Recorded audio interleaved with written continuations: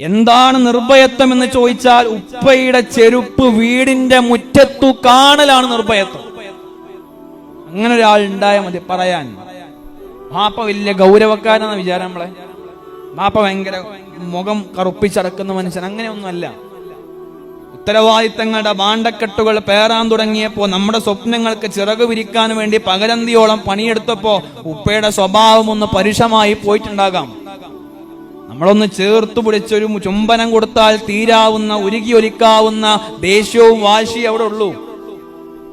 നമ്മൾക്കൊന്നിനും നേരല്ല.